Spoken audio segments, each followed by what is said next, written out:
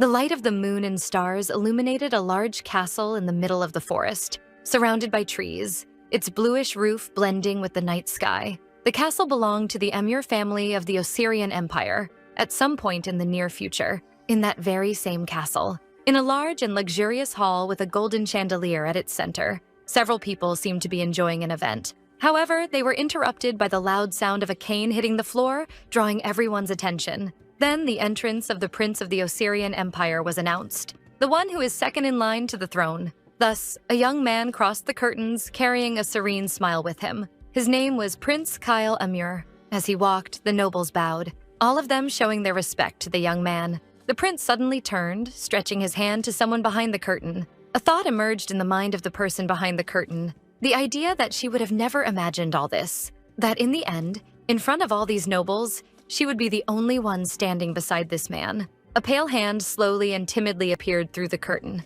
The prince then grabbed her by the wrist and pulled her close to him, thus revealing a girl with long red hair and a beautiful dress. Her face showed surprise at the sudden movement, while the prince merely smiled at her. The girl thought that some time ago she would never have expected this, that none of what happened was ever part of her plan. The scene focused only on the two of them. He is on the left, firm and confident, showing the grandeur expected from someone of the royal family. She is on the right, reserved and with closed eyes, yet exuding stunning beauty. In the background, various voices began to rise again among the crowd of nobles, questioning whether that girl was truly who they thought she was. A young woman named Tara Elias. They were apparently very surprised by her appearance, seeing how dazzling she looked and how much she had changed. Tara then became visibly irritated and told the prince that if those people were going to talk about her, they could at least be a bit more discreet, since she heard everything they said. Kyle glanced at her and commented on her expression, asking if she couldn't smile more, since her face looked like she was on the verge of fighting some noble, when in fact she should behave as the prince's companion. She quickly turned and forced a smile on her face, her stiff smile far from pleasant, looking as if she was about to kill someone in the next few seconds. She asked if it was good enough and demanded that he fulfill his part of the deal. The prince looked sideways at her and smiled ironically. Meanwhile, she thought that it should never have been like this. Not with this man. Far from all the commotion of the party. In the present, in a relatively tidy room, someone twisted on the bed, grumbling while thinking out loud. The person said that all this was very frustrating, grabbing the pillow while saying that she should have never let the author write a story like this, mocking the name of the work, Chronicles of Okaria. We then see the person who said all that. Sitting on the bed was a girl with long red hair, but quite overweight, different from the girl we saw in the future moments ago. She continued rambling, stating that anyone would wish to reincarnate as a beautiful and powerful princess, empress, or even as a villainess. Throwing herself back on the bed, she questioned, in the end, why among all those options she woke up in the body of an obese girl. The girl got irritated and punched the bed. She then remembered the fate of that character in the story, born into a doomed house and destined for eternal disdain. She couldn't help but worry. After all, in the book, the character she reincarnated as ended up executed by guillotine. She screamed mentally, unable to stand it anymore, her hands holding her head as she couldn't think of what to do. While she despaired, someone knocked on the door. A maid entered and asked if she was still sleeping. The woman then pulled the curtains and said she had to hurry. A long, awkward silence followed while the girl still had her hands on her head and her mouth wide open. The maid scolded the girl, saying she should get ready and couldn't stay lazing around in bed all day. Tara, still embarrassed by the previous situation, asked why not, since she was tired and didn't want to go out now. The maid quickly fixed the sheets and warned that everyone had been summoned to the meeting room. The young woman lets out an ironic laugh, asking what that had to do with her, stating that they hadn't even really called her. Somewhat awkwardly, the maid says that the count had ordered her presence. She stands up startled and even stammers from so much surprise. Letting the maid arrange everything, she gets lost in her thoughts. The girl she had reincarnated into was named Tara Elias. She was 18 years old and always ended up stammering when she was nervous. She realized that all of this was very strange and unfamiliar. Her new body, her stammering, and even the status of a noble's daughter. Everything was different. Before reincarnating into Tara, she used to be a 33-year-old woman living in Seoul, South Korea. She used to work as a screenwriter, and in the end, ended up murdered while dining after a workday. When she realized it, she had woken up in this new life. Meanwhile, the maid was helping her into a blue dress. She looked at herself in the mirror, watching the maid fix her hair and observing her new body as she waited. It's been 3 months since she woke up in this body. She had managed to drop from 102 kilos to 92 in that time, but it still didn't seem enough. With the maid's help, she left the room and began to descend the stairs. Tara Elias, the girl whose body she was now in, hardly ever left the room in the book. She wondered if this was how reincarnation worked, her memories and those of this body merging into a single consciousness, gradually changing her habits. She then reached a door where a butler was waiting for her. The butler bowed to her and the doors opened. She was nervous, realizing that even before or after reincarnating, she had never been summoned like this. Upon entering the room, she saw a large table with some people already waiting. She swallowed hard, realizing she had never attended such an official meeting before. Two people sitting then spoke to her, a man and a girl. Both laughed at her. The young woman wondered why she was even there, and the man ridiculed her, ironically questioning if now she cared about the family name since she had never attended any other meeting. The girl was actually Arya Elias, the youngest daughter of House Elias, 17 years old, while the other noble was Jason Elias, the second eldest son at 27 years old. Tara only remembered him as a hyena who constantly sought the position of firstborn of House Elias after his death, which had happened 7 years ago. She then observed the other people sitting. First, an older woman, Chloe Elias, the third child, the most intelligent of House Elias's children, and a businesswoman. As she reached the table, a butler helped Tara adjust her chair. She looked at the last person seated, a young man with brown hair and a serious look. His name was Logan Elias, 23 years old, studying at a military academy. That was the only thing she remembered about him. She whispered to herself that it was only the second time she had seen him. He turned his gaze aside with disinterest. She grew nervous, realizing he had caught her staring at him. Still whispering, she wondered when the count would arrive. She turned her head in surprise upon hearing the noise of everyone standing up at once. Seeing that, she clumsily stood up. At the entrance door, an old man with a cane appeared. He looked ahead with seriousness. His name was Lloyd Elias, 57 years old, Count and head of House Elias, the fifth most powerful in the entire empire. He cast a cold look at Tara, who nervously looked away. After all, in this new life, he was also her father. The man sat down and a butler adjusted his chair. He asked if everyone was aware of the notice sent to each house by the palace. Tara was confused and surprised. Meanwhile, all the others answered yes, together like a choir, still complimenting it by calling him Your Excellency to show their respect. The Count explained that the Empire said they were merely looking for new administrative bureaucrats, but he stated that everyone must have realized this was just an excuse to search for the house that could provide a new heir to the throne. Tara clenched her hands nervously. She swallowed hard and thought that the part of the story where House Elias would decline and be destroyed was starting. The Count continued speaking, saying that his family was very close to the imperial house, having contributed greatly to the empire's rise.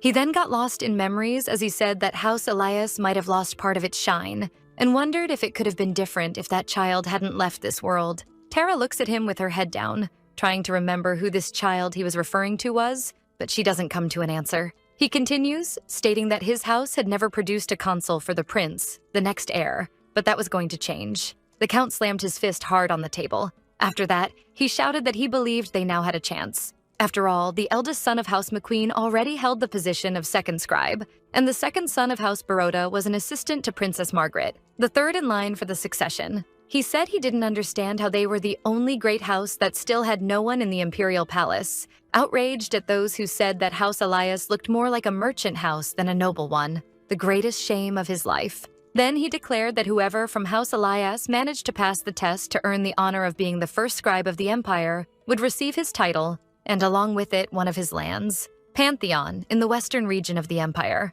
All his children were shocked, Tara almost cursing mentally. A butler interrupted, announcing that lunch was served, and the meeting would continue after the meal, asking everyone to proceed to the dining room. Everyone kept talking among themselves, still processing the information. Tara left the room with a worried look. Already in her room, she wrote in a notebook while half the food still sat on the plate. She thought out loud that the prize her father, the Count, was offering was about 1/3 of House Elias's wealth, the fifth strongest in the empire. Moreover, the location of Pantheon land was very privileged, close to the Duchy of Khan, a place with access to luxury goods, which would give whoever governed Pantheon a monopoly on their sales. Biting the pen and thoughtful, she realized that this was basically everything she needed to be the next heir of House Elias, and it would be foolish not to participate. Meanwhile, her maid arrived, asking if she was going to join the lunch. Tara said that she wasn't really hungry, just wanting to eat some snacks. The maid, seeing the pile of cakes and sweets, was astonished that she considered that only some. Already gathering the pile of plates, the maid asked why she had called her, thinking the girl only wanted her to bring more snacks. Tara then asked her to notify her when lunch in the dining room was finished, and the maid agreed. Alone again, Tara said that the Elias lineage was the problem. No matter what, she had to prevent them from entering the royal court. Eating a sandwich, she realized that none of them seemed willing to let such a tempting opportunity slip by, not knowing what to do in the end. Meanwhile, in the dining room, Jason then questioned his father if they would abandon their commercial agreements. The Count retorted, saying that whoever passed the scribe test must also have the ability to oversee all the deals they already conducted commercially, without needing to abandon anything. Tara thought that Jason, despite everything, wasn't the sharpest knife. That is, a bit of an idiot, always prioritizing his connections for when he would try his ascent as the new leader of House Elias. Logan raised his hand and addressed his father. He asked if he could accelerate his graduation, thus being able to focus on the test. The Count agreed and said he would talk to the headmaster to have him graduate next month. Tara thought that she really couldn't read what he was thinking since he was so expressionless. After that, Chloe also raised her hand to speak. She asked how long it would take for the palace to delegate the scribe position. He stated that it would be around 2 to 3 years, counting on the current king to abdicate the throne within that period. Meanwhile, in her room, Tara, who was writing in her notebook her opinions of her siblings, froze. She had written that Chloe was a great candidate and that Logan seemed brainless. Tara suddenly realized that this matched what was in the book, that in 3 years the king would abdicate the throne, and she had only that time to change the terrible future of House Elias. Her heart began to race with that thought, until someone knocked on the door. The person said that lunch was over and that she could come down. She swallowed hard and stood up determined, realizing exactly which part of the book she was now in. She began descending the stairs, step by step with the help of the maid. Arya came closer and the maid, noticing, whispered that she would leave them alone. Arya hurried down, holding her dress as her heels made noise. Tara, surprised, tried to step aside.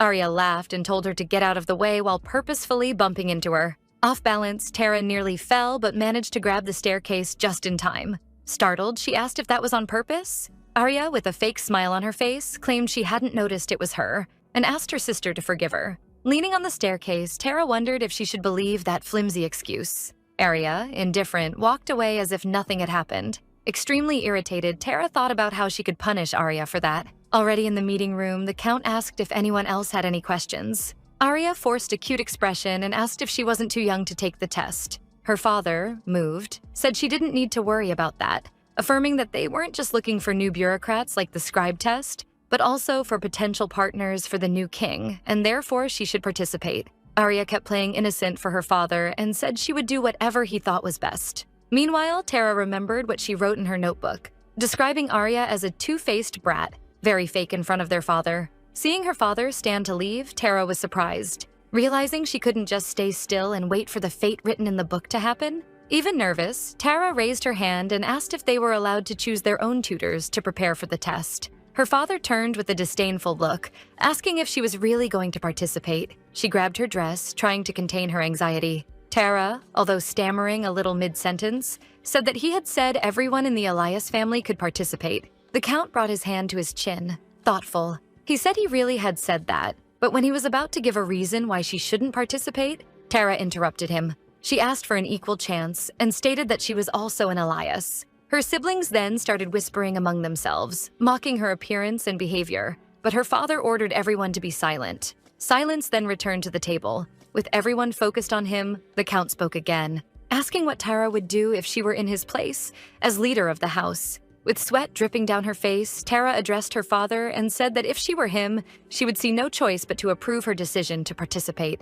He asked her why he should do that. Tara said because he should be equal among all his children. Her father put his hand to his forehead, irritated, concluding that even if he should, she had never done anything for the Elias name. Giving her the same chance would basically be a slap in the face to the others. She tried to convince him by saying that House Elias only prospered due to trust among its members. They then stared at each other in silence while the Count's other children whispered among themselves. Surprised by her behavior, trying to understand where she learned to speak like that, confronting her own father. Thinking and irritated, Lloyd Elias asked everyone to be silent again. He asked if she was really talking about trust. Tara took a deep breath and brought her hand to her chest, saying that trust walks side by side with power, and as leader of his house, he should always respect what he himself says. Lifting her gaze, she promised not to disappoint him and asked for the chance to prove it. The Count stood up. He asked if it really had been 3 months. She was surprised but confirmed that, yes, It had been 3 months since she woke up.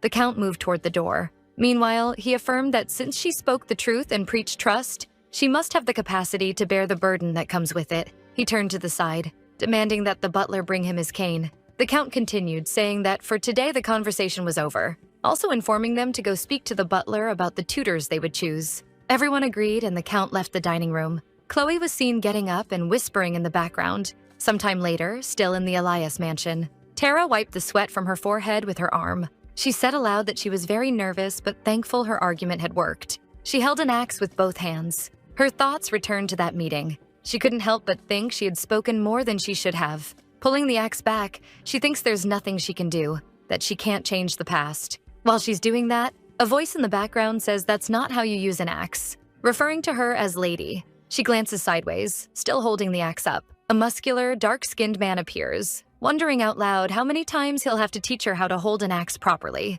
He grabs his own axe and makes a quick forward movement, correcting her, showing that she should hold it farther down the handle to get more momentum. Tara says she already knew that, but the axe gets much heavier that way. She starts trembling from the weight. While she's concentrating, the man warns that she'll hurt herself like that. She turns to him, irritated, telling him to shut up because he's giving her a headache. Without realizing it, she starts to lose her balance, falling on her ass right after. She turns her face away in embarrassment toward the man, who looks back at her with disdain and pity. Still on the ground and breathless, she complains again about the body, that out of all the characters she could reincarnate as, it had to be Tara. The instructor yells at her, ordering her to stop whining and run 5 laps around the yard. She gets up and starts running while the man watches. Panting, she feels happy that at least her father allowed her to have a tutor. Since she needs to change her future and escape the guillotine in the next 3 years, she needs to stay focused to survive. And she would also need all the help and connections she could get. Tara turns, smiling, and thinks it's a good thing she has Bernard on her side and that everything is going according to her plan.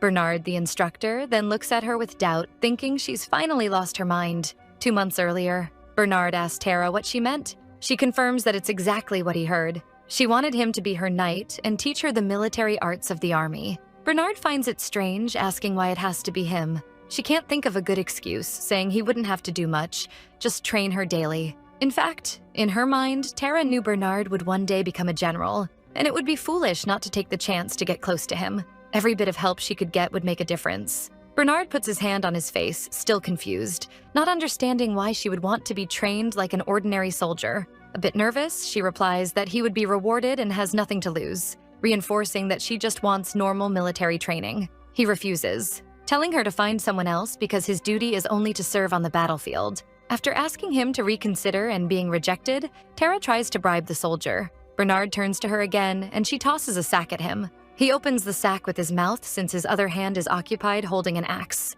Inside the sack, there appears to be some white powder. Tara says he failed to attend his feudal obligations 2 months ago. That catches the man's interest. She then says the powder is good for headaches, stomach aches, and things like that, saying he suffers from chronic constipation and diarrhea, saying that his intestines failed him and that's terrible for a knight. Even though he's visibly embarrassed, she doesn't notice and keeps talking, even saying she heard someone calling him 10 times a day for going to the bathroom so often. Bernard cries from the shame and asks if she's done talking, saying that even for her, that crossed the line. Tara snaps back, saying he could never afford the medicine on a knight's salary, and she says someone named Sir Oliver, probably the family doctor, said that after a year of taking the medicine, all the problems would be gone. He then closes the sack with the medicine again. With a red face, he says he needs time to think about it. Tara turns her back and says he can refuse if he wants. There are plenty of other knights she could ask. He quickly shifts his gaze between her and the medicine, anxious, and yells that he agrees before she can get too far.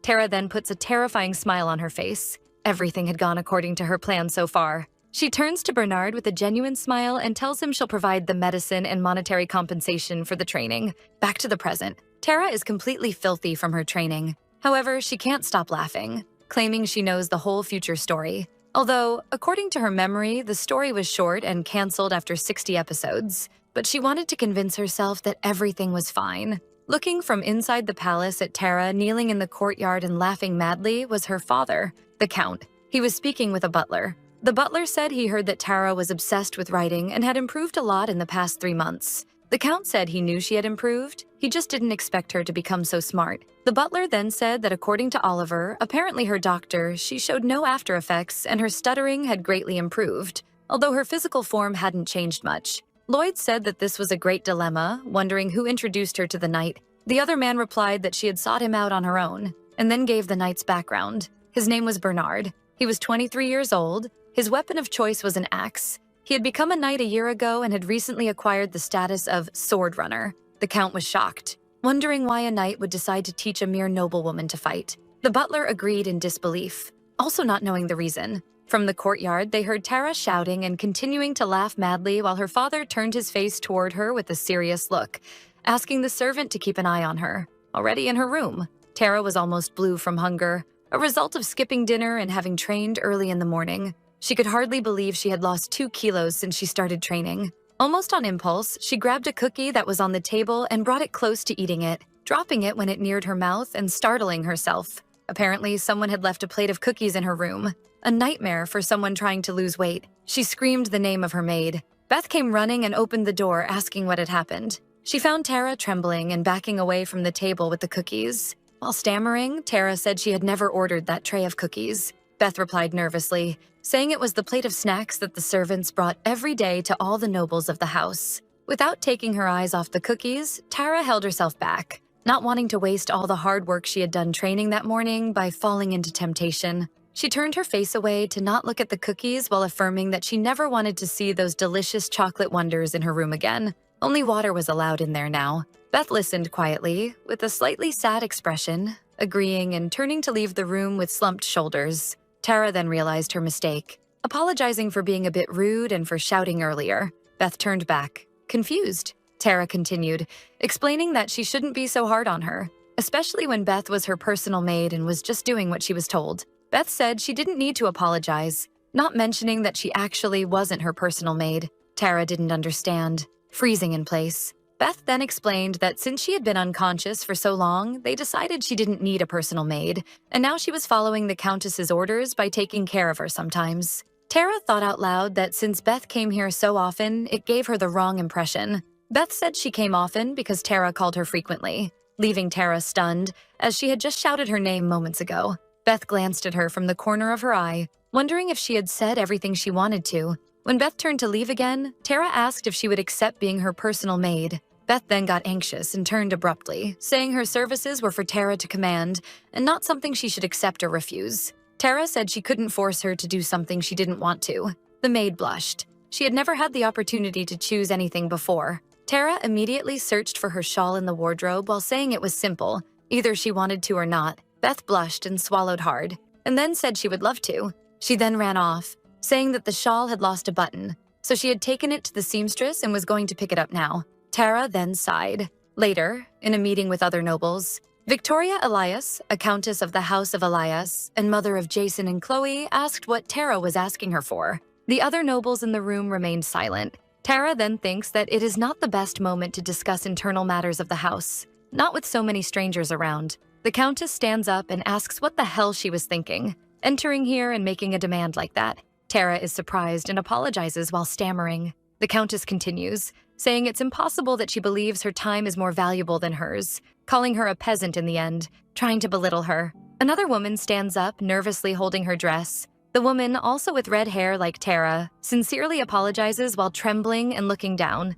saying that her daughter had just woken up recently and still had much to learn about the house's manners. This woman was Isabel Elias, 36 years old, the only Elias on Tara's side and the third wife of Count Lloyd. She tries to lead Tara to the exit, telling her to look for her when she has more free time. Biting her lip in anger, Tara thinks that although she had always been mistreated by the Countess, it had never gone this far, but apparently she would have to wait. She gives a noble salute and apologizes, stating that she will request a proper audience next time.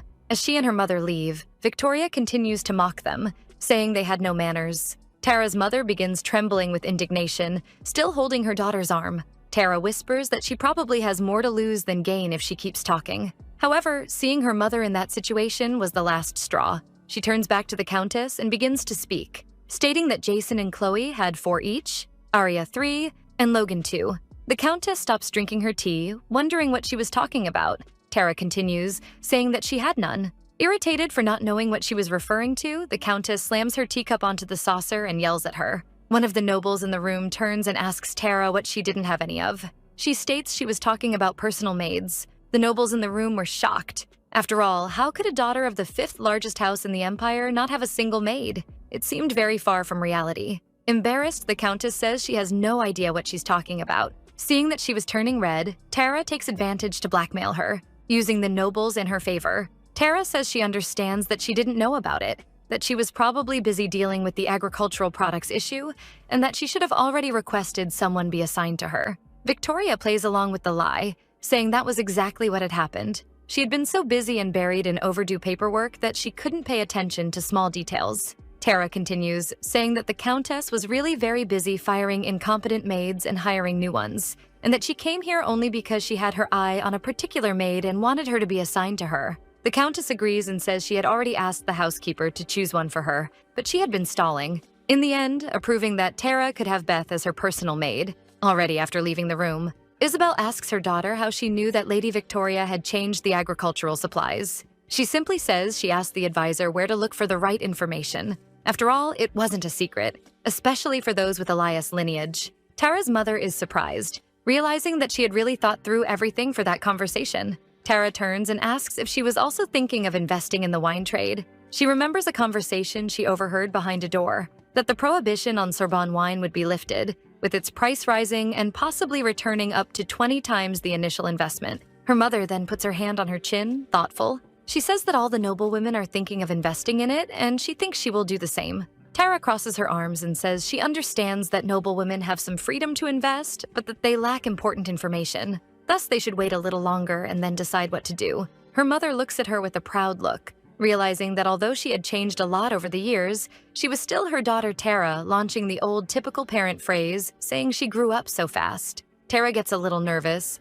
laughing loudly and saying that she certainly grew up, maybe even too much, finishing by saying that her mother should seek her out before investing. She runs towards a carriage. Her mother asks where she's going in such a hurry. She turns with a smile on her face and says she's going to convince someone to do something, being very vague. Isabel is left completely confused, watching her daughter leave like that, already in the big city. Bernard asks what exactly is their destination. Tara points to a building in the distance, leaving Bernard extremely surprised. He asks if she has lost her mind. She says she is completely sane and ironically thanks him for his concern. After some time walking, Bernard starts complaining, saying it's really pathetic how knights are bravely fighting on the battlefield and he's here playing babysitter, wondering if he should quit everything and try the test for the palace gate guard. Although it doesn't pay well, it would be a more honorable job. Tara then asks how much longer until the entrance. He replies about 20 minutes, thinking afterward that the gatekeeper's test was only in 3 months, weighing his life choices.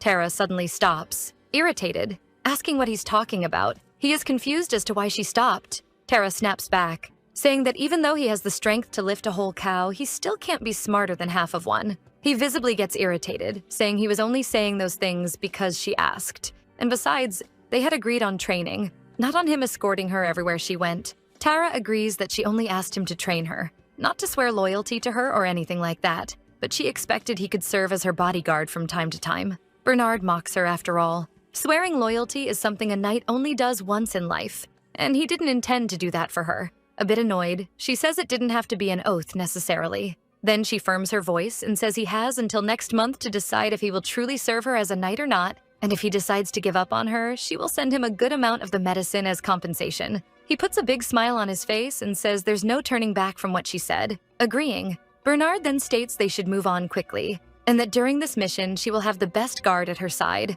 A short time later, already at the door of the place, he asks if this isn't too much, doubting any noblewoman would dare cross such a dangerous place. Annoyed, Tara says that even if temporary, he is still her knight now and should have a little more respect. Cleaning his ear, Bernard asks if she knows why Lacton's Road is so feared, complimenting that it's because the entire Imperial Guard is useless at preventing what happens here, whether it's kidnapping or murder. Tara says she already knew that. By saying that, she only managed to irritate him more. Bernard yells at her. After all, she's heading to a place where people don't care about prohibitions or morals, doing whatever they want, and she seemed way too calm. She covers her ears from the noise and asks him to stop yelling. She tries to move forward but is pulled back by the hood of her clothes by her knight. He questions what Tara is thinking since it seems like she has no fear of what's coming. With a smile on her face, she says it's obvious she's afraid, but she has him, her great knight, Bernard Smith. Tara continues, stating that this is a matter of life and death, and that they really need to go, asking him to keep walking. Bernard can't help but hesitate, but ends up giving in, asking her to lower her voice and walk close to him. She stays behind him so they can move with less chance of being noticed. However, as they start walking, Tara bumps into Bernard's back as he hasn't moved an inch. She gets irritated and asks what's wrong, if there's a problem. Bernard asks her to hide behind a rock and not come out because he had taken his medicine a few hours late before leaving home earlier. He quickly runs to the side, leaving Tara not knowing what to do, wondering if it was number 2. She sits on the ground next to Bernard's axe. Then she hears some noise behind the wall, sounding like people fighting. Curious, she raises her head above to peek. She sees 3 bandits kicking a man lying on the ground. Tara notes that the man is quite muscular and wonders why he doesn't fight back, thinking maybe he's strong but cowardly. The wall she was leaning on starts to crack under her weight. Diet and training really do take time to show results. It collapses and Tara falls forward, being seen by the 3 men who were beating the man on the ground. She curses in pain and tries to support herself, but when she looks up, she realizes everyone is staring at her. Tara's heartbeat increases. She gets scared and freezes in place. One of them mocks her, asking what the hell a boar was doing there, clearly referring to her weight. The other 2 join in. One laughs about her breaking the wall, and the other says a pig was trying to escape as she turned to leave. Limping, she says she's not a pig, claiming the wall was poorly built. The men then tell her to come back because even if she's a girl or even a pig, they won't let her go so easily. Tara stops and whispers to herself that it's been about 10 minutes since Bernard left. She turns to the bandits, covering her face with the hood. Tara apologizes for disturbing them and says they can go back to doing what they were doing and that she will just go her way. The bandits get indignant at her trying to give them orders, demanding payment for the interruption. She turns her face away and covers her nose while extending a gold coin to them. The brown-haired bandit gets excited, saying that the little pig they found was also rich, but he wasn't interested in a single coin. He wanted the pouch on her waist that had more than double that. Tara assures him she's paying for the time she took from them, and that's exactly what that time was worth, nothing more. The thieves get irritated. They soon say that she can't defend herself against them and should hand over everything she has. She swallows hard and says that actually she can defend herself. They laugh, wondering how. She quickly crouches and says it's like this, then screams Bernard's name as loudly as she can. In the distance, Bernard, with an enraged face, runs toward them like a moving train on a collision course. He grabs his axe that was leaning against the wall and charges straight at them. Tara turns her back to the chaos,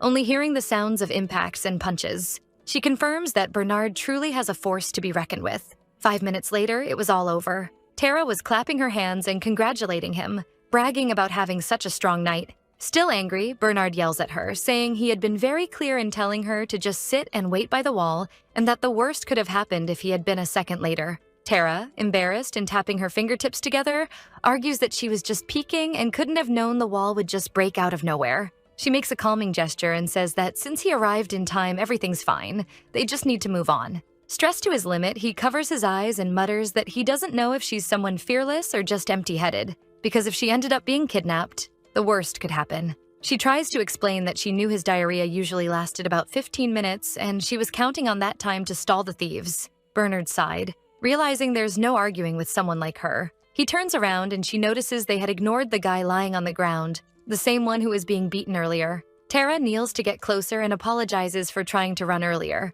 explaining that there wasn't much she could have done alone, laughing awkwardly. The man remains still and quiet on the ground. She continues, saying that if he needs money for treatment of his wounds, she can help. Seeing he had no reaction, she looks at Bernard restlessly. Standing up and dusting off her clothes, Tara walks to Bernard and asks him to give this to the man, leaving a gold coin in his hand. The man on the ground laughs, making Bernard and Tara look in his direction. He quickly stands up, leaving Tara shocked, thinking he was completely fine. The face beneath the hood is revealed, a smiling young man with brown hair. While smiling, he asks what she would do if not even 100 gold pieces were enough to pay. Tara is speechless while Bernard curses, calling him a bastard and saying they had just saved his life and didn't even get a thank you. Tara asks Bernard to just leave him be and go. Bernard still wanted to argue with the young man, but Tara holds and pulls his arm. He doesn't understand at first, but on Tara's face there's a look of fear and she repeats that they should go. Even reluctantly, he agrees and they move away from the hooded young man.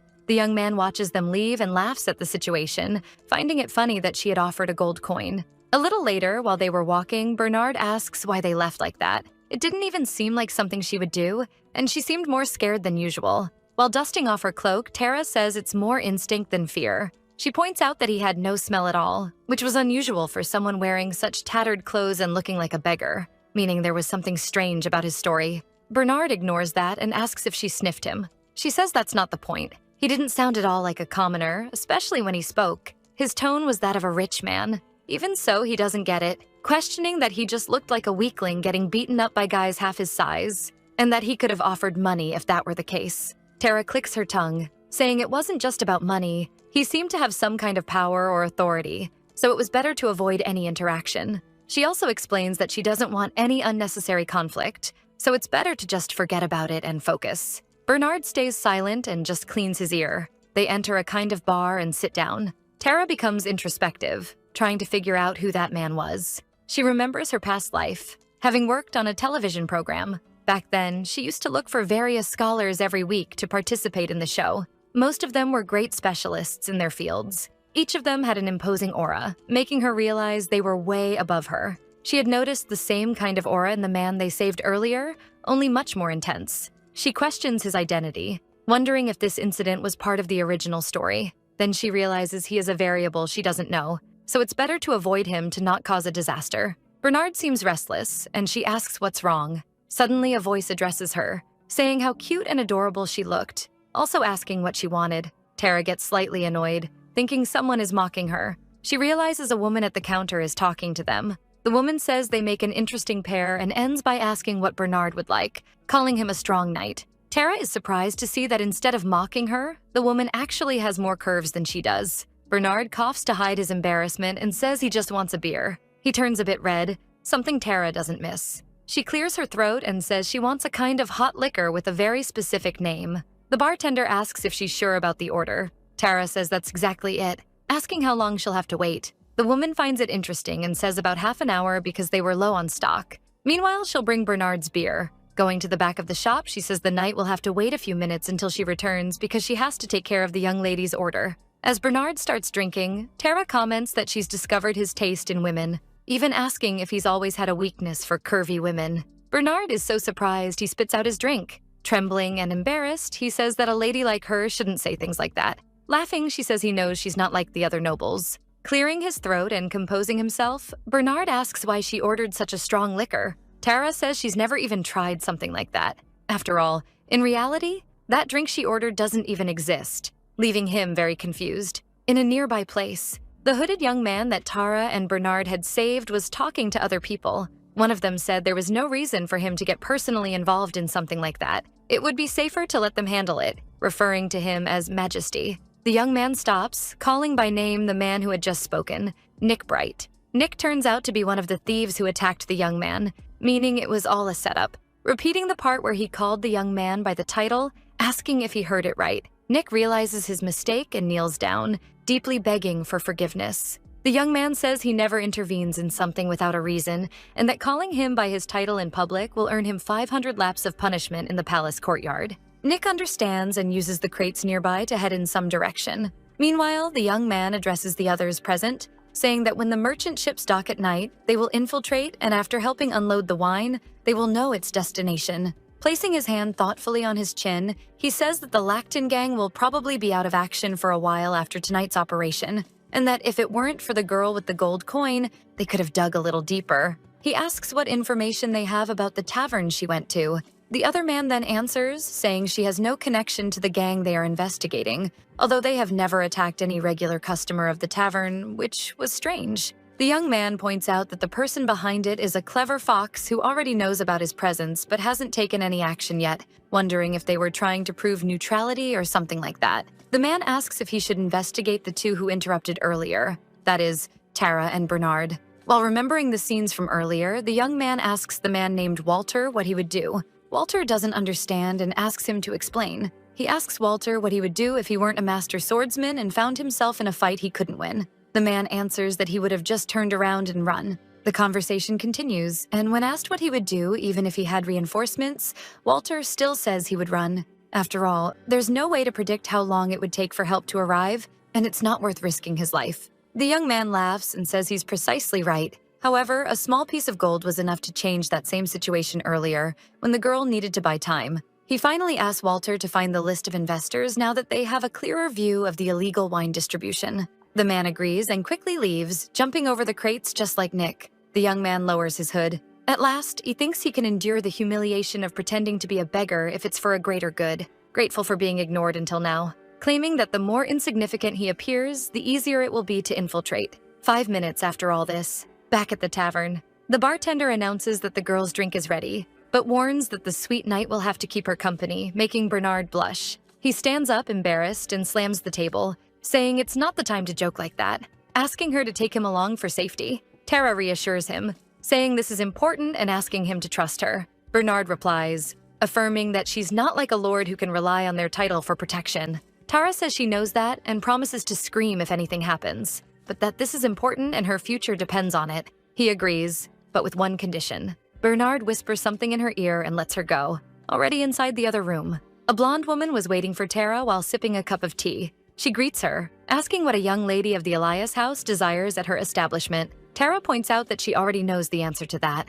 The woman says she should know that she doesn't take just anyone as her apprentice. The woman's name was Andre Pitt, and she was the leader of the Black Society, the largest secret intelligence guild in all of Okarian. The drink Tara had ordered earlier was just the code for a meeting with her. Approaching the table, Tara states she is not just anyone, but before discussing anything, she asks if Andre will not turn over the hourglass that was on the table. Andre does so slowly and says that everyone who seeks her here wants something special, questioning what the daughter of the Elias house could desire to want to become her apprentice. Tara swallows hard and answers that she is the only one who can help make her dream come true. Andre taps the hourglass on the table, and with a smile on her face, she says that when Tara talks like that, it piques her curiosity, asking exactly what her dream is. Tara replies that it is to save her family from destruction. She becomes intrigued. After all, the Elias house was the 5th most powerful in the empire. How could they need saving? Questioning if Tara wanted her to help elevate her house to the 1st place in the hierarchy. Tara contradicts her, saying she doesn't plan to make it the greatest house, but just to prevent it from sinking completely. The time on the hourglass runs out, and Tara stands up, leaving Andre confused. Opening the door, Tara sees the bartender holding Bernard, trembling with effort trying to keep him from breaking down the door. Tara reassures him, saying that she is in good hands and asks him to wait just 10 more minutes. She slams the door shut. Bernard yells that he will wait 10 minutes and no more. Tara sighs in relief, and the woman laughing realizes what the hourglass was for. She sits back at the table. Andre says they should get straight to the point, questioning why she thinks the Elias house will fall. Tara explains that only one of the 3 princes will become king, and that right after the coronation, the houses that supported the main losers will be lucky if they escape death. Andre finds the story fascinating, but still doesn't understand what it has to do with becoming her apprentice. Tara points out that she needs the Black Society. Placing a blank check on the table, she explains that she needs a mentor who understands every aspect of the empire at the deepest level. Only she could help with that. Andre laughs, saying that even if she had the courage to show up there with a blank check, she doubts Tara could even pay her price no matter how much she wrote. With a determined look, Tara explains that maybe not now, but she will be able to pay in 3 years. Standing up, Andre states that there are no guarantees of that and that she is inclined to refuse. Tara asks if she doesn't have enough confidence to take her as an apprentice. Andre is surprised that she would appeal to her pride. Continuing, Tara explains that with her help as a mentor, she could become an official executive in 3 years, eventually becoming consul after that, ending up as the leader of the Elias house. She remembers that being the leader of a house destined for failure isn't exactly great, but she's the only one who knows that, finding it funny that the closer she gets to destruction, the closer she gets to that title. Andre puts her hand on her chin thoughtfully and then smiles. Tapping the table, she says the palace exams are in a month from now, saying she will decide based on whether Tara passes or not. Her performance will speak for her. Tara stays quiet, observing Andre,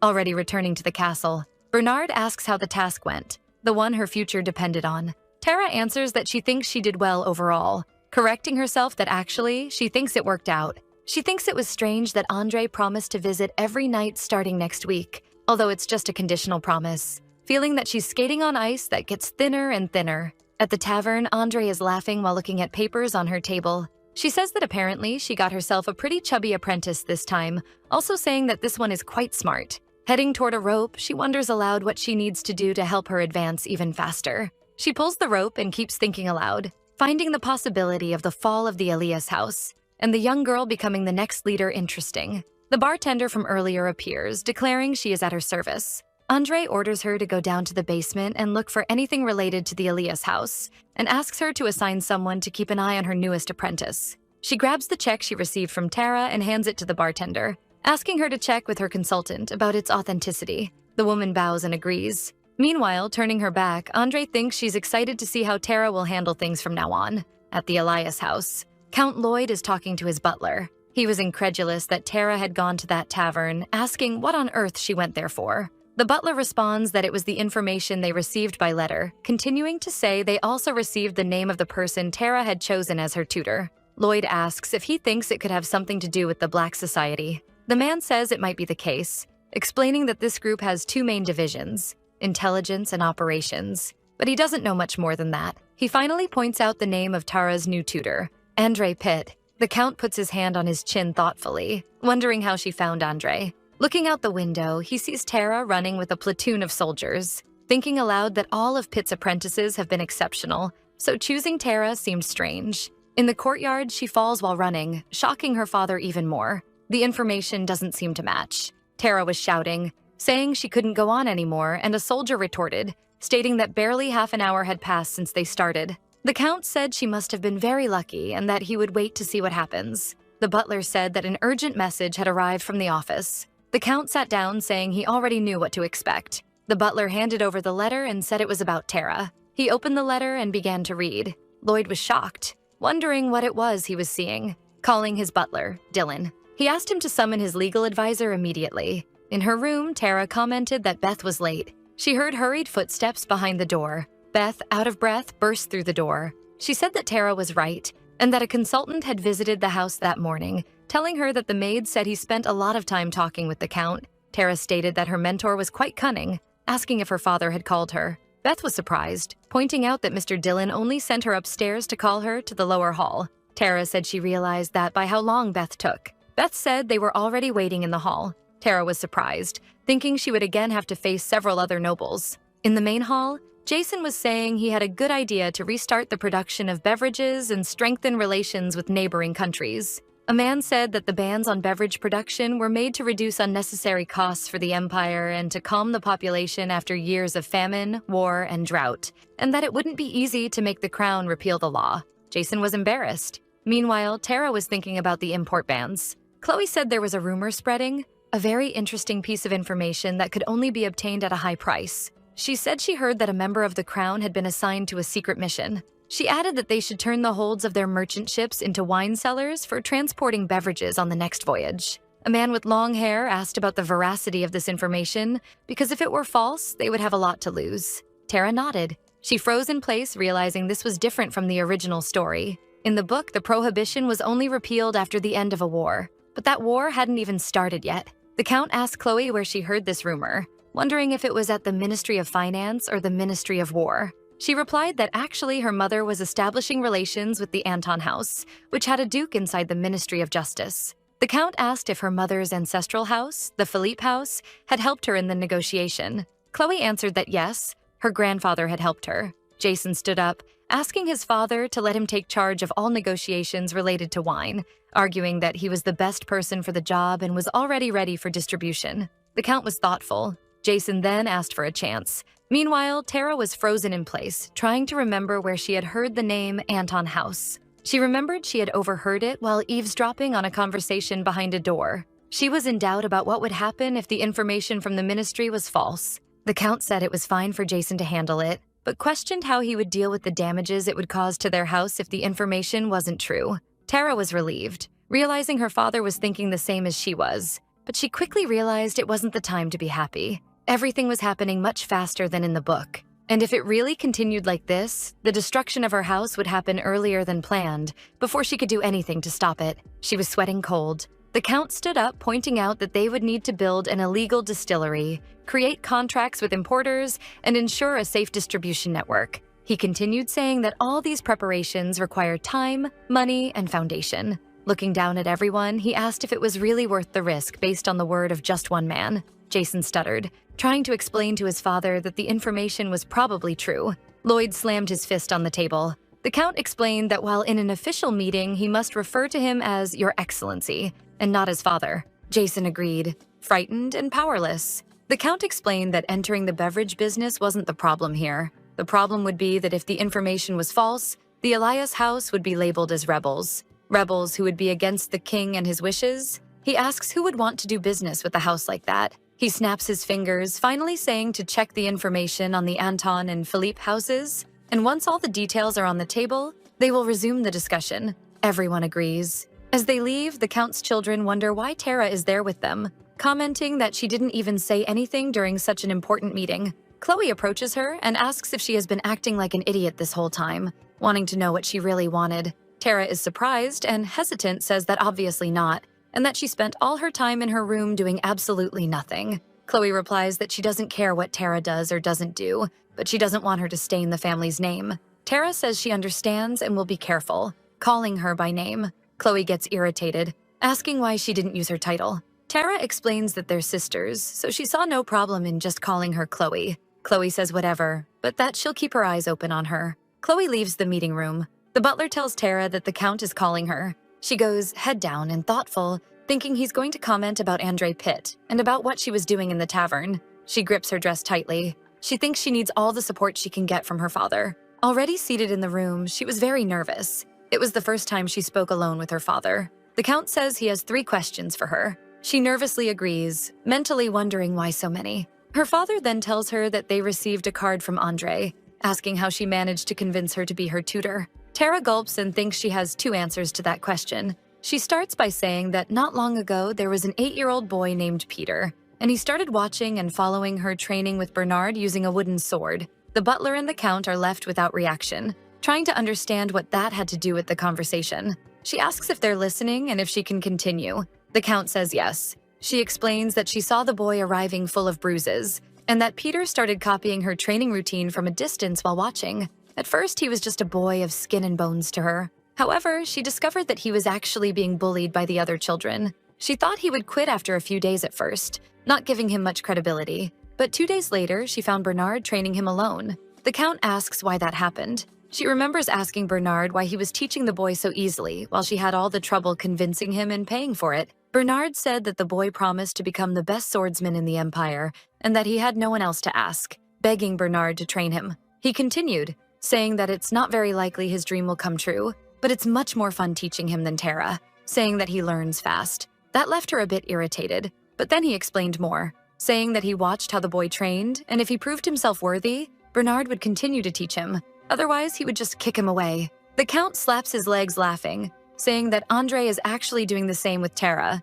testing her to see if she's worth the effort. He laughs, saying that this is very interesting and that it answers 2 of his questions. When he's about to ask his last question, he's interrupted by Dylan. The butler says they still haven't received the response from the consultant. The Count says he already has the answer he needs, sipping his tea calmly. The butler looks at Tara nervously. She says she will answer the question, saying she was sure that Andre wanted the blank check to be authorized by a jurist. The butler confirms that's exactly what she asked of them. Tara explains that Pitt accepted her as an apprentice for this reason, just like Bernard trains the boy, and that authenticating the check was just one of her tests, since she didn't have much faith that Tara would become a palace scribe anyway. The butler is shocked, understanding that Andre actually wanted to see how they would proceed if the check wasn't validated. The Count lowers his head and says that's exactly it, adding that this is a test for both Tara and the Elias house. He opens a drawer from the desk. Tara asks if he approved the check. The Count places the check on the table and questions if she really ventured into such a dangerous place without even knowing if the check would be authenticated.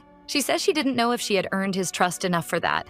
The Count laughs, saying he liked her attitude. He snaps his fingers and asks what she chooses, macarons or cookies. Tara, as a good person on a diet, chooses both, while the butler is still shocked to see the Count laughing so much. She feels happy seeing her father laugh and believing that she finally earned his approval. 5 minutes later, she realizes the damage she has done to herself when she sees both sweets on the table. While eating, she questions why he is being so nice to her, thinking that despite being quite cold at times, he is still her father. She chews and tries to calm down because there is still a long road ahead. The Count says he's curious, asking why she decided to take the palace exams. She thinks she has known the answer to that question since the moment she decided to participate, but she has to be careful with how she tells him. She places her hand on her chest and swallows the food. Tara realizes that because of the weight of her reasons, his response could ruin any good moment they are having as a family. She drinks a little milk while mentally preparing herself. Tapping the glass on the table, she says she was only able to endure the pain of the last 7 years because of her dear brother, Brandon. The room falls silent for a second. The Count gets a serious look, trying to process the information. He stands up, irritated, asking who she thinks she is to talk about Brandon with him. The butler tries to ask him to calm down, but it's too late. Tara knows she has to do this, even though it's hard. She needs to talk about the event from 7 years ago and trigger her father's trauma. 7 years ago, a young boy was in a flower-adorned coffin. Someone wondered why he was there, why that was his fate. Another person approached with trembling hands, saying that the boy had left a gift for the young girl. He opened the box, revealing a scroll inside, with a voice asking who it was for. The person responded that it was for Lady Tara, a young girl who was crying in the corner of the room. In the present, Tara thinks that the best way to overcome a trauma is to confront your most painful memories. The Count slams the table and asks if just because he gave her some sweets, she thinks she has the right to say that to his face. She grabs her dress, frightened, but she continues, saying that not a day goes by that she doesn't regret it, that she can't stop thinking about why she went after that damn treasure chest. She wishes it had never happened. Lloyd says that now it's too late for apologies. She asks him to finish listening to her. He stays still, staring at her. The butler says that he can't mourn the loss of his son forever. He sits down with his hand on his face. Tara asks what would happen if she completed her brother's life dream in his place. Lowering his hand, the Count asks what she means by that.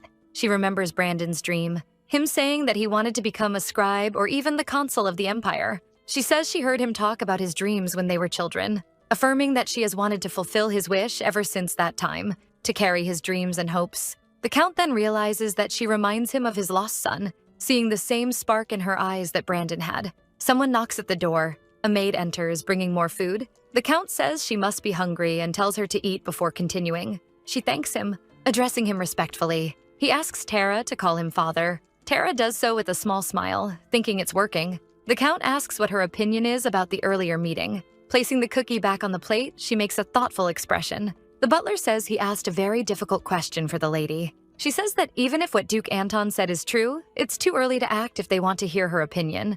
The Count tells her to continue.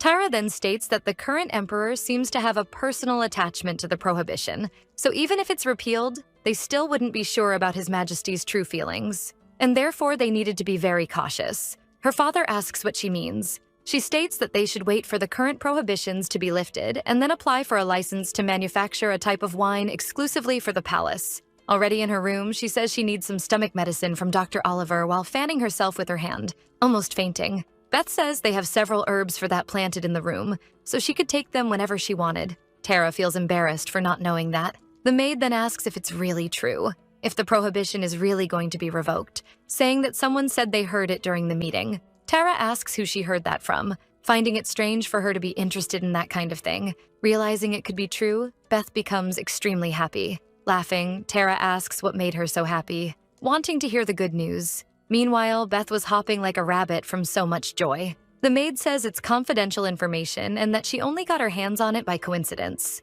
Tara becomes curious. Beth then whispers in her ear, asking if she had any money saved. Then she puts her hand over her mouth to signal not to speak aloud. Beth continues, saying she invested 3 months of her salary into it, which Tara concludes was 6 gold coins. With her head in the clouds, Beth says yes. She said they mentioned it was an investment that would return 20 times the value. Tara watched the scene without fully understanding, until she realized, hurriedly asking if she had invested in Sorbonian wine. Beth says she knew Tara would figure it out. Tara asks how she found out about it. Beth replies that Cindy, one of the house's butlers who was her friend, said that his older brother heard it from a noble, basically a medieval game of telephone. Tara suddenly stands up, asking when Beth handed over her money to them. She replies that it was 2 days ago. Tara grabs her by the shoulders and tells her to run and get back her 3 months' wages. She continues, murmuring that first they needed to find Cindy, also wondering if the account they used for the transaction even existed. Frightened, Beth asks what's wrong.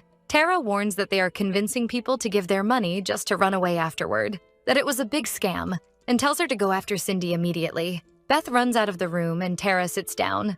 She realizes her mother may have fallen for the same trick. Now both of them are walking down the hallway. The maid looks downcast while Tara thinks that she ended up gaining weight from stress eating the night before. Tara remembers her mother's naivety, possibly having invested just because everyone else was doing it, wondering why her mother had to be part of all this. They arrive at a hall filled with various nobles. She asks if there's an event happening today. Beth replies that she's not sure, but there are many important lords and ladies present. Tara thinks there's nothing she can do. She stops and realizes she might be forgetting something, giving herself a slap on the cheek right afterward. Beth, shocked, asks what happened. Tara turns, asking if she had any copy of the day's news. Beth responds that she left it in her room earlier. Tara says she ended up not reading it, having left the room without even glancing at the papers. Arriving back at the room, she sees the news. It turns out the rumor that the beverage prohibition would be lifted was false, and Duke Anton was responsible for much of the deceit, dragging many nobles with him. The news also covered crimes related to the Lacton gang and the possible implications of this scandal on the palace exam that would happen in 3 weeks.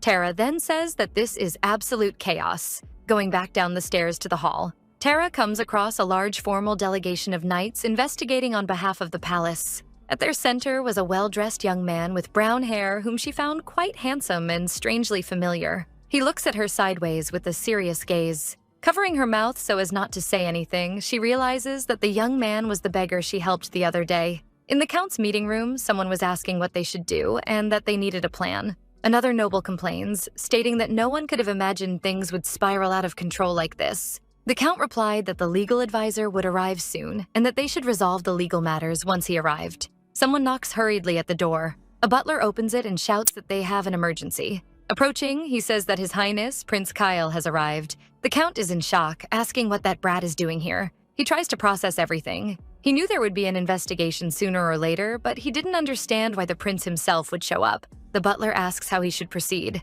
Someone informs that they are waiting for his orders to act. Lloyd asks him that when the consultant arrives, to tell him to come to the main building immediately, and asks him not to speak to anyone until he calls for him. Everyone agrees. The butler reinforces that they need to do something about the prince. The Count puts his hand on his face and asks for a moment to think of something. Standing up, he asks them to bring his best outfit and to escort the prince to the entrance hall and inform him that he will arrive shortly. The butler agrees and leaves. He tells someone named Harrison to go to the servants' quarters and summon whoever is present. Then he asks Nate to remove all the soldiers from the entrance, as the prince might misunderstand their intentions. Leaving in a hurry, he asks the rest of the men present to follow him. They hesitate to go. The Count says that if they are afraid the prince will raise his sword against them and don't go, they will look even more suspicious, as if they are guilty of something. Trying to encourage them, he says that even if together they can't surpass the prince in hierarchy, at least they can intimidate him with numbers. In the main hall, the prince was sitting on a throne at the center while the Count bowed, demonstrating respect.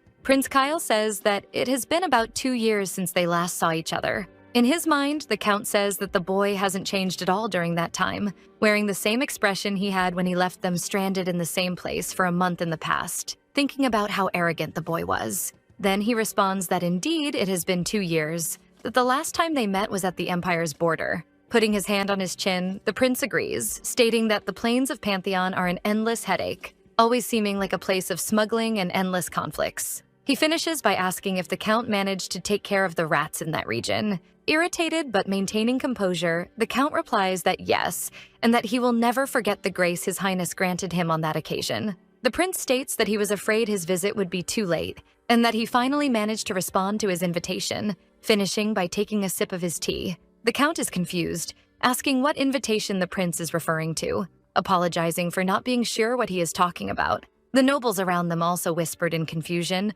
wondering if there was any event that would justify inviting the prince. Laughing, the young man says he didn't realize the Count was serious, saying that he probably doesn't remember their conversation 2 years ago. 2 years ago, the prince and the Count from the Elias family were talking about the frequent smuggling in the region, Lloyd affirming that they were not involved in any illegal schemes. Kyle says they received a notification to investigate the area and would appreciate their cooperation. The Count responded by pointing out that the Elias house made no prohibited trades by the Empire, and that it must have been false news. They spent an entire month on the Empire's border searching, and to the nobles' disbelief, they found some luxury items in their luggage. Turning to the Count, the prince recites a popular saying, explaining that it's said you can judge a man's character by looking at the person he works for. Meanwhile, a servant removes a fancy fabric from a chest. The prince continues by saying that standing here now, the house doesn't seem to have the reputation it deserves as one of the most powerful families in the empire. The count is extremely embarrassed. After all, they had found a little bit of fabric that hadn't been reported, cursing internally. Nervously, he thanks them for helping to find the rats who did this, and says they will fix it to show their gratitude for His Highness's mercy. The prince then asks if he doesn't know that bribery is also an illegal practice. The count, already sweating, says it was just an expression of his gratitude, and that he would like to invite the prince to his house, not to bribe him. The young man asks if he means a dinner and asks if he is really inviting him to his house. The count says that's exactly it and that it would be a great honor. The prince then laughs, asking how many men his horse has, saying he will do that when he has the opportunity. He continues by telling Count Elias to be a little more vigilant with his merchandise. Back to the present, the count says that since they hadn't exchanged words for a long time, he wasn't prepared for his arrival. The prince says that's nonsense and that he didn't send any letter because it would put him under a lot of pressure, and it would seem like he was coming as a royal official, as a prince, and not as a friend. Lloyd says the prince speaks well, and that a casual and friendly visit would be welcomed, ending by inviting him to dinner. Nobles were whispering in the background, not understanding what was happening. The prince continues, saying that it would be disrespectful to leave so soon after being invited to such a respected house, and that's why he cleared his schedule for the next 2 days. The count is shocked, internally thinking about how he's going to deal with the prince staying in his house for 2 days, trying to understand what that little snake might be plotting. Meanwhile, in the meeting room, the legal advisor talks to Victoria, telling her that she must give all the details, but above all, never admit that she knew the wines were smuggled. She asks if she will get her money back somehow. The butler politely asks her not to worry about money right now, and that her main task was to make it seem like she was deceived. Victoria becomes extremely irritated. Slapping her thighs, she asks how she couldn't worry. After all, she had spent a lot of time saving for this, investing a total of 3,000 gold coins. Still trembling, she tries to grab her drink. The butler thinks that a single wrong word could send her to the dungeon to be tortured, finding it strange how she seemed so troubled only about things like money. To him, Victoria seems like a lost cause, especially when the ruthless Prince Kyle is currently sitting in their house. In the library, Tara asks Beth what's happening, shocked that the prince will be staying at their house for the next 2 days. Beth then says that he's currently in his quarters and says she's very relieved about that. Tara asks why she's relieved. She explains that she thought the prince was there to catch her, the countess and the others involved, but the prince said he only came as a friendly guest. Oh, how easily deceived she is. Beth keeps thinking out loud that maybe she can still recover the money she invested. Tara says her only wish is that he only arrests the countess and no one else. She remembers the moment she laid eyes on him, realizing then that he wasn't just an ordinary man. Beth asks what she means because she didn't understand. Putting her hand on her face and thoughtful, Tara tries to remember what happened next in the original book. Beth, excited, asks what chronicles she's referring to. Tara asks her to forget it and says she was just talking to herself, then starts writing on a paper on the table. The maid, a little annoyed, thinks about how she can talk to herself while someone else is still in the room, feeling like she had forgotten Beth was even there. While writing down information about Prince Kyle and his importance in the kingdom, she questions why she can't remember what happens next, then asks Beth to fetch more papers. Tara finds it strange that Beth hasn't responded yet and calls for her. The maid then says that her lady said she was talking to herself and not to her. Tara turns, seeing Beth pouting irritably. Trying to calm her down, Tara says she'll get her 6 gold coins. Beth, arms crossed and sighing, says it's fine after all. It would end up coming out of her pocket anyway, and that she's not shameless enough to ask her for money. Tara responds that she's not going to use her money but will get Beth's money back. Surprised, Beth asks if Tara could really do that. Tara says yes, and asks her to find out where Prince Kyle's quarters are, asking Beth to make sure she asks someone trustworthy. Cheerful, Beth says she will definitely do that, and would do anything for the lady who promised to return her 3 months' salary, asking her to trust her. Tara remembers that in the book, the nobles investigated for challenging imperial authority were imprisoned. She realizes that things are happening much faster than planned, because this case was supposed to occur around chapter 30, but according to her calculations, they were only close to chapter 4, and things were escalating too much. She drinks a glass of water to calm down. She recalls what happened a few days ago, still not understanding how someone as important and powerful as the prince was rolling around in the filth of Lacton's Road. In another room, Jason and Chloe were talking. He was inconsolable, asking where their mother got so much money. Chloe responds that it's not important. What matters now is that the prince has just visited them. Jason calls the prince a bastard, saying he had the nerve to come to their house without a royal invitation. Chloe then glares at the maids, who get scared. She tells him to be careful and reminds him that the walls have ears. Understanding the warning, the maids leave the room. She continues, explaining that, in the future, if he becomes a scribe, he might end up working for Prince Kyle. Irritated, Jason tells her not to be ridiculous, questioning how he could work for someone who's not first in line to the throne. Sipping her tea, she asks him to lower his voice and explains that it's a fact that Prince Kyle now has a lot of power in his hands.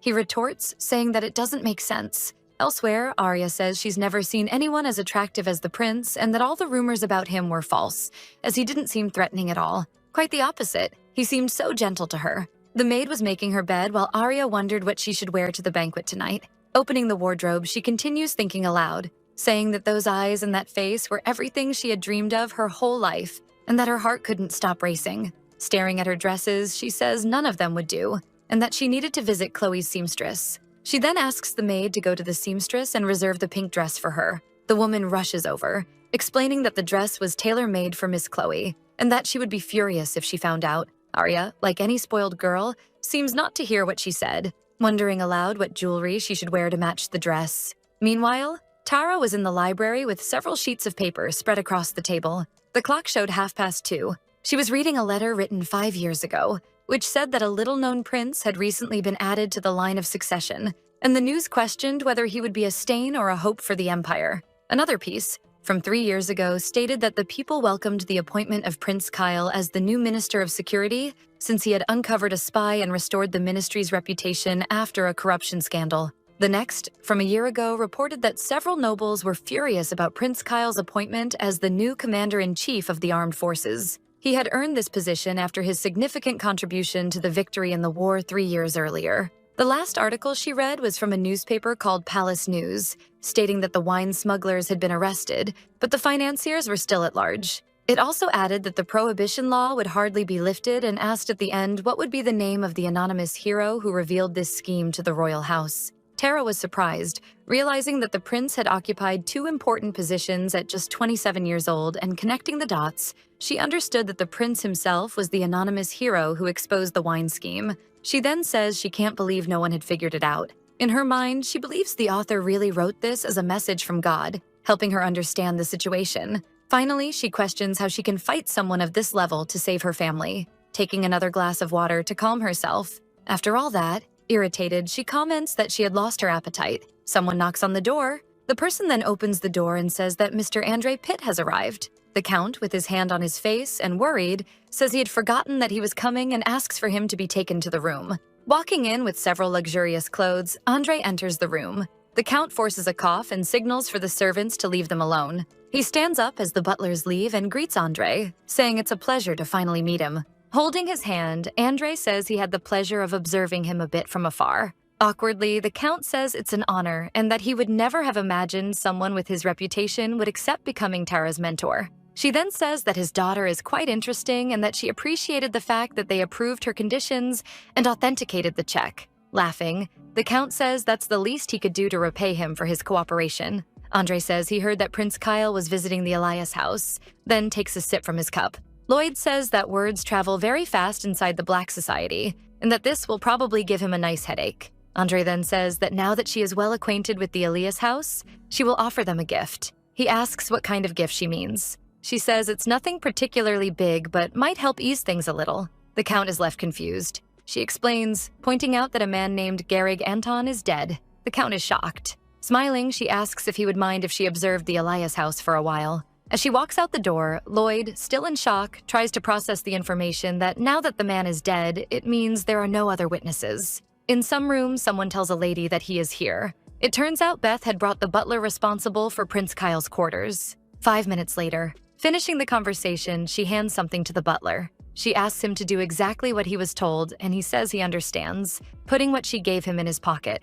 She goes to the back of the room and also hands him this, giving him a gold coin. Without understanding, the butler asks what it's for. Tara says it's just compensation and asks if it's not enough. He seems unable to process it and says he's just doing his job. Betty explains to him to simply take the coin, also mentioning that her lady has her quirks. Tara asks if that's supposed to be a compliment and laughing.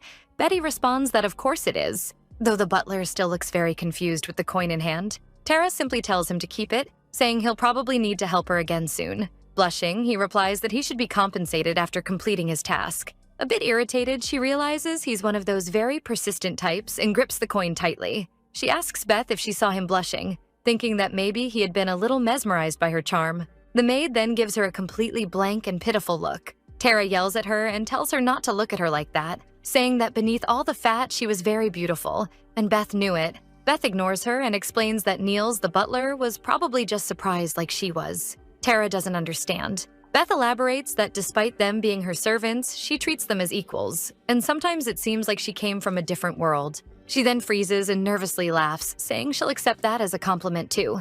Trying to disguise it and whistling, she says she's always been like this, just didn't show it to others. Betty gets curious if she can ask what was in the pouch Tara gave Niels and how that would help recover her money. She says it will help show the way to get her money back and that it's probably better if she doesn't know the pouch's contents. Tara starts to say they should head to the hall but stops midway, leaving Beth confused. She grabs a cookie and, smiling, says she'll just have one more cookie. In the meeting room with her siblings and Andre, Tara thinks about how hard it was to convince Andre to be her mentor, only to see that everyone else would get it so easily. It seemed unfair to her. She was pouting and Andre noticed, smiling. Andre says they have only 3 weeks until the palace exams and that they will receive a schedule with a task every week, and the one with the highest scores will be rewarded with preparation materials for the exam. She continues, saying that the first lesson starts now, opening the floor to any questions they might have. Pouting, Tara thinks she must find all this very amusing, but decides she'll play along with her little game. Jason stands up and bows, saying it's an honor to be before the Count,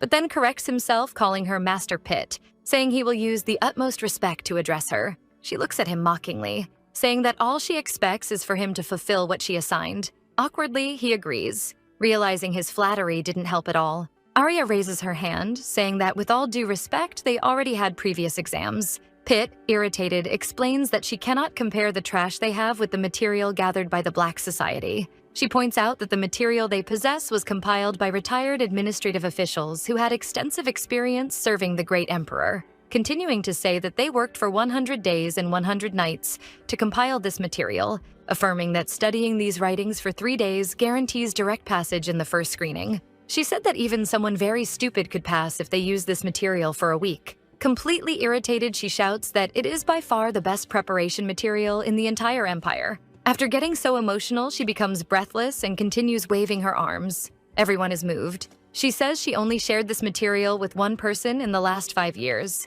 Chloe asks who that person is. Andre responds that it was the first scribe of the emperor, Viscount Alan Godfrey. She asks if anyone else has any questions. Tara's siblings whisper among themselves in disbelief. Only Jason remains silent after his last embarrassment. Meanwhile, Tara realizes how incredible this is since, from what she remembers, this man was the most trusted person by the Emperor. Jason asks if she will give it to only one of them. Andre explains that whoever manages to complete the tasks she assigns will receive it. Chloe asks what this week's task is. Pitt laughs, saying it's simple, that they just have to find out the purpose of the Emperor's visit. Everyone is extremely shocked. Tara looks at her father and realizes she knows that look. He wants her to succeed. Pitt explains that if you are going to serve the Empire, you must first understand the motivation of the one on the throne and asks if the Count agrees. He affirms that he does. Blushing, Arya asks how much time they have. Tara wonders why she has such an excited and flushed face. Andre says they will have until tomorrow,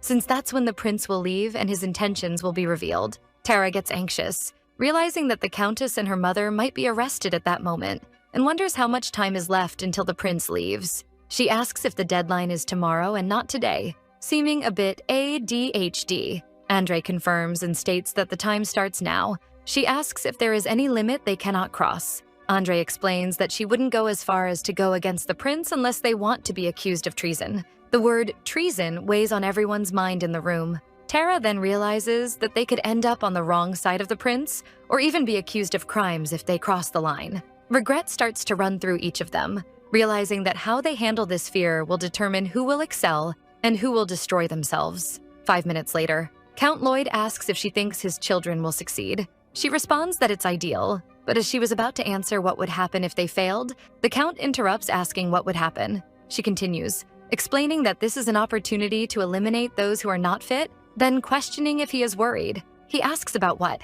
She says that any false move and his children could end up in big trouble. The Count points out that there will be greater trials they must pass for the exam, saying that if they were accused of treason or something like that, it would reveal a lot about their potential. Adjusting his mustache, he explains that weeds need to be pulled from the garden. Pitt laughs, saying that's exactly what she expected from him and says she looks forward to tomorrow. They part ways with a handshake. In the prince's quarters, someone says that there was a meeting between Andre Pitt and the Count, adding that they heard rumors about her being the next mentor of the Elias house children. The prince seems intrigued, saying it's interesting for a canary to disguise as a mentor, and asks about the girl. The soldier explains that her name is Tara Elias, and she is the 5th daughter of the house, giving the context that she spent 7 years confined in her room and only recently appeared in public. The prince asks if there is anything else. The man says that she invited the prince to dinner at 7 and asked if His Highness needed anything before then. He was reading a news article from the Ministry of Security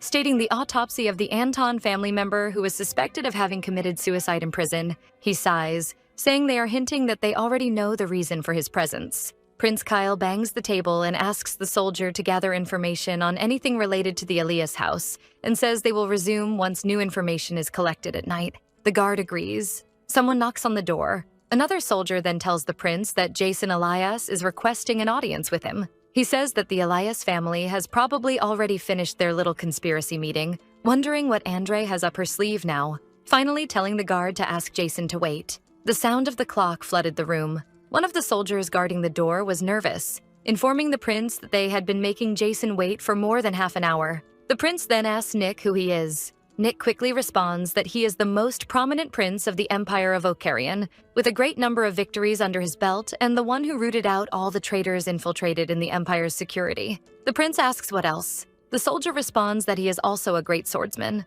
Kyle repeats his question. Nick starts rambling, saying that he holds the 2 main positions dedicated to the guard and security of the Empire. The prince mimics a parrot and repeats the question again. Already stunned and nervous, Nick wonders what exactly the prince wants as an answer. He then remembers an article from a newspaper called Imperial Daily. Nick says that according to the newspaper, he was classified as the ideal son-in-law, without mentioning the most feared man on the battlefield. And according to the magazine Nobles Weekly, he was ranked number 1 on the list of people they would most like to see buried alive. Realizing he had said something wrong, Nick begs him to forget that last part. Extremely irritated, the prince asks if he wished for his death. The young soldier kneels, saying it was just a slip and begging His Highness to spare his life. In another room, Jason was trembling with irritation, calling the prince an arrogant bastard. Standing up, he curses the task given by Andre to Hel, thinking it's better to just steal her material. He storms down the hallway. A butler behind a pillar watches him pass. 30 minutes have passed. The prince was reading a paper while saying that the Black Society would never release information that could potentially harm the palace, but this fool wants to play with him. Nick stands up asking what kind of idiot would want to mess with the prince, saying he would find the fool immediately and break him into pieces. Kyle sighs. He explains that Pitt is using the Elias family to try to find out things about Anton's death. He continues, saying he heard that the Elias family had beautiful steeds, suggesting they should take a look. At dusk, many clashing sounds could be heard, the sound of metal hitting metal. The prince and a soldier were dueling. Another soldier watched, impressed. The butler approaches, apologizing for the interruption. The soldier who was watching asks what brings him there. The man then pulls a letter from his pocket, informing that Lady Arya had asked him to deliver this correspondence to His Highness. He says it's not usual for him to fulfill such requests. The butler then pleads, shaking the letter in front of him, saying that his lady would not look kindly on him if he didn't fulfill her request. With a very sad expression, he insists it's not a bribe, and peacefully asks him to accept it. Reluctantly, the soldier accepts but warns that he will check the contents first. Opening the letter, he is surprised and asks what the hell that thing was. 30 minutes later, the duel was over, and Prince Kyle emerged sweaty. He then asks what that horrible thing was, feeling sorry for the girl. The soldier explains that it was a letter written by Arya to the prince, and he reports that he inspected the contents, and there was nothing threatening. The prince asks him to open the envelope. It turned out the letter was actually a huge poem where Arya romantically declared her love to Kyle. The prince then looks at the letter with disgust and orders the soldier to throw it away. Already in his quarters, the prince massages his neck. Someone knocks on the door. A soldier opens it, and the prince asks what it is this time, if it's the second daughter or the one with the axe. He replies it's the one with the axe. The prince tells him to ask her to wait. The soldier apologizes but says the girl is not there for an audience with His Highness, but rather to recover something of value to her. He asks where she wants to retrieve it from, and the guard replies that it's in the office. The prince laughs. Meanwhile, in the waiting room, Beth explains that Jason waited all night since the prince apparently didn't want to meet with him, and that Lady Arya's letter was simply discarded immediately. Only Chloe hadn't made her move yet. Tara remembers her encounter with the prince and says that his curiosity would get the better of him in this situation, so he would want to meet her. A guard opens the door and informs Tara that the prince will give her 15 minutes and that she may enter. Approaching the room, she sees the door open and the prince seated in an armchair. She swallows hard, still standing at the entrance, and the prince asks if she's challenging him to a staring contest. She then pulls her dress and makes a noble salute, introducing herself. The young man says he doesn't remember asking for that. She thanks him for allowing her to retrieve her valuable object, but he retorts, saying she basically forced her way in with her excuse and that she now has only 12 minutes left. Extremely irritated, she says she'll start searching. He tells her to do as she wishes. Swallowing hard, she thinks she must control herself, but would love to get her hands on those documents. She can feel his eyes boring holes into her back from how intensely he's staring. Tara lifts a plant arrangement and desperately says, "Look, it's not here," mentally telling herself not to laugh because she looks like an idiot who can't even disguise it. The prince says she now has only 10 minutes. Bending down under the table, she curses her own body. Already panting, she says it's not there either, and he replies, 9 minutes. She takes a deep breath and states that it's probably on his chair. Then she asks if he would mind standing up. The young man questions what would happen if he said yes. She mentally rejoices, finally managing to spark a bit of his interest. Tara apologizes, pointing out that she will need the object tonight. He says she is quite... Tara tenses, not understanding what he meant by that. The prince continues, adding that she is quite rude. She asks His Highness to forgive her, but says she realized that the object she forgot is important for tonight's ball. Hence its urgency. Kyle states that she is very persistent and asks what she will do if it's not on the chair. She points out that her memory is very good and she's practically certain it's there. He says she overestimates herself. Tara concludes that if he gives her some time, she'll prove she's telling the truth. And if she's wrong, she's prepared to face the consequences anyway, but interested? He asks. But what? She says that, however, if what she's looking for is indeed on that chair, she asks that His Highness answer one question for her. Thoughtful, Tara believes that any commoner would have stepped aside and let her search. A noble would have called a servant to look, and a tyrant would have lost his patience. Despite all that, the prince there was smarter than that. He liked to control the situation using his mind. So, despite her true intentions, he has no choice but to give in to curiosity and accept her offer. The young man then jokes, saying that the consequences she speaks of would actually be considered treason, noting that's a pretty heavy burden on a table. The prince then hears her say that she's telling the truth and therefore his threats of treason fall on deaf ears. The prince says that when she offered him only 1 gold coin in the past, he understood it as confidence, but now she was simply appearing reckless. He then questions why he should answer her question. After all, it would just be a waste of his time. Tara doesn't understand why he's making it so difficult. She then simply asks him to be kind and let her finally retrieve what belongs to her. The prince says she's not qualified, that someone who gives up so easily isn't fit to pass the interview tests held by the imperial family. Tara is shocked, realizing what he's doing, thinking that maybe a more direct approach would work better. She says that looking for her belonging was just an excuse, managing to get his attention. She then begs that if she finds the item on that chair, he will answer her question, finally asking if His Majesty wasn't curious about what she would ask. Putting down the paper he was reading on the table, he stands up and asks what happens if he's not in the mood. She hesitates. Tara says she has many expectations about His Highness and that he is probably already well aware of the purpose of his visit. Kyle then asks what she would do next. She states that her question is not the one His Highness thinks she would ask. He looks surprised, saying she has the audacity to think she can read his mind. Nervous, and with her hand on her chest, she realizes she may have touched a sensitive spot, and that if this doesn't work, she won't have any other options. Moving toward her, the prince says that if Tara thinks she knows what his question would be, then he wants to hear her say it. Thinking carefully, she tells herself she can't let him beat her. He's only 27 years old. She motivates herself and almost lets her real name slip mentally, but quickly reminds herself she's in the role of Tara Elias. She says he probably thinks she would ask about the purpose of his visit to House Elias, but she claims she doesn't need to ask because she already knows. Crossing his arms, he says that arrogance is never good for anything, warning her that she only has 3 minutes left and should get to the point. She bows, apologizing for her audacity, but says that initially, she thought he was here to spy on House Elias. He asks why that is. Tara points out that it's a well-known fact that there was a rumor about the lifting of the alcohol prohibition, which quickly raised the value of smuggled wine in a short period of time. And the people who spread these rumors quickly threw in a large amount of money at the beginning to attract as many investors as possible. She explains that this action attracted a group of small investors, allowing them to pocket a large sum in a short period. The prince looked at her with a bored expression, arms crossed. She says that with his experience as Minister of Security, he suspected the Countess since she invested an absurd amount of money, and thus to confirm his suspicions, he came to their house. Or so she thought. He asks if that's all, saying he's not a very patient man and her time is up. She hesitates a little. Tara then says that she only thought that at first, arguing that he wasn't here to spy on House Elias, but to use them as bait. Turning, he asks bait for whom. She says it's to catch those behind all of this. The prince pulls the door open and waits for her to leave, saying she's proven to be a great waste of time, and that her time is over.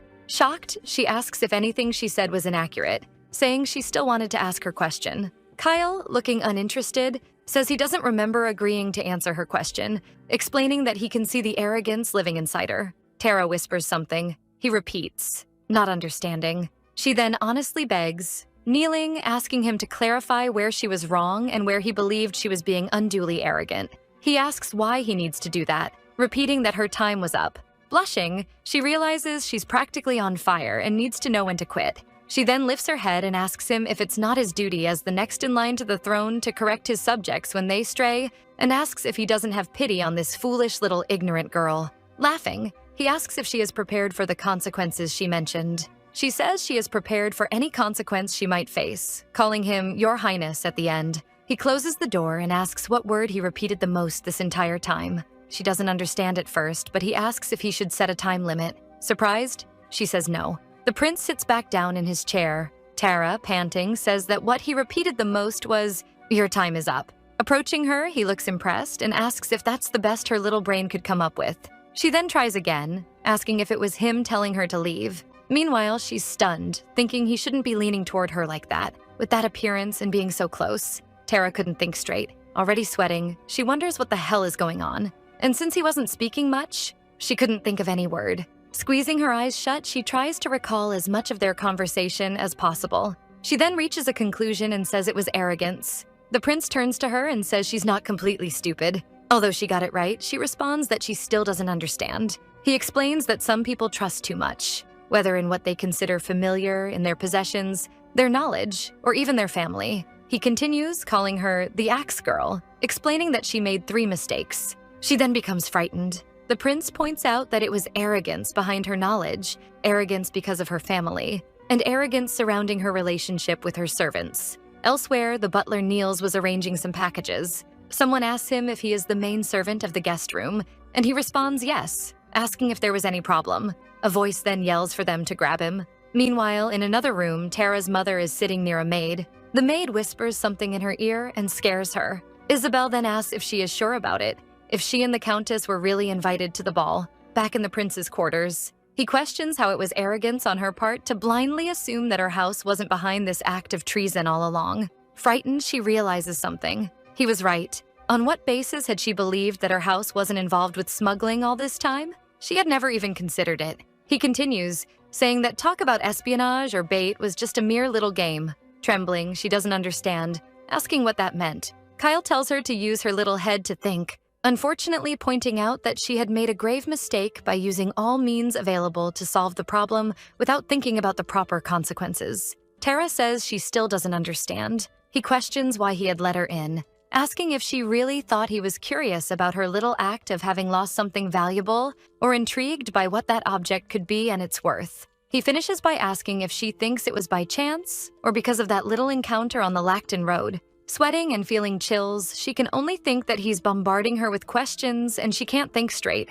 Tara focuses for a second, asking about the servants. He says that apparently she isn't completely stupid after all, and that he despises those who are incapable of thinking more than one step ahead, pointing out that hordes of subjects lose their lives because of stupid and unprepared nobles like her. Pointing at her, he finally asks if she knows what he detests the most about her. Tara feels her heart pounding. He says that what he hates most are those who act hastily using the little knowledge they have and don't take responsibility for their actions. Then, showing a sack, he asks if she really thought he wouldn't notice that she ordered a servant to hide something in his quarters, saying that her arrogance is what he despises the most. She then falters, remembering her conversation with Niels. She puts her hand on her chest and says that it is her fault. Kyle throws the sack on the floor and asks if she could really endure the consequences she mentioned before. He says that he gave her a chance, but she threw it away. Someone knocks on the door and calls for His Highness. She collapses to the ground, powerless. Then the prince orders them to bring him in. And that is it for today, guys.